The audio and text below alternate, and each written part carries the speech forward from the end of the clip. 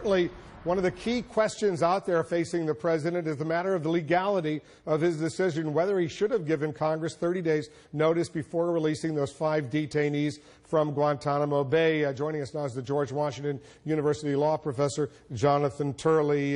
You're pretty firm. You believe the president broke the law. Absolutely. The law says clearly that he has to notify Congress and give 30 days. And what the president is essentially arguing is I'm interpreting that law to mean exactly opposite of what it says, that I have the right not to do that.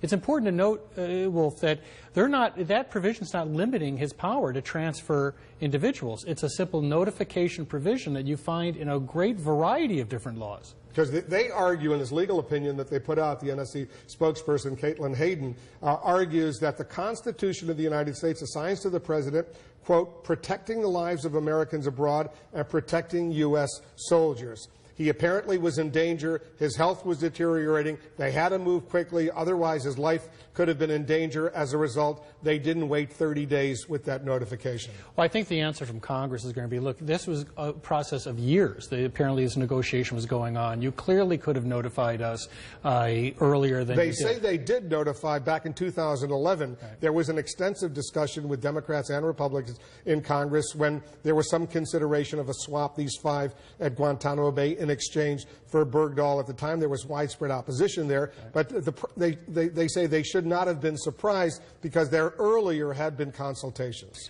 Well, first of all, I don't think they're arguing those earlier consultations complied with the law. They're arguing that they really interpret this law as saying you never intended to limit us in this way. When I look at that law, I don't see that leeway given to the president. Even though in the signing statement that he attached, once he signed that defense authorization bill into law, he did include these words: the executive branch must have the flexibility, among other things, to act swiftly in conducting negotiations with foreign countries regarding the circumstances of detainee transfers. That's what he said he wrote in that signing statement at the time he signed that law. That's the argument he's made. President Bush did similar kinds of things when he was president of the United States, had signing statements that would disqualify various provisions of the law. Right. As you know, Wolf, many of us have objected to signing statements as something that is an abuse. The Supreme Court hasn't ruled on signing statements. They haven't. So there's a legal question now. When the president has a signing statement, is he violating the law or not? I assume at some point that might go up to the Supreme Court. Well, it's not a violation of the law to put in a signing statement, because a signing statement is meaningless. It is basically a president saying, this is how I interpret the law. It's his actions that violate the law. And this president promised, in fact, ran on a promise not to use signing statements to negate federal law.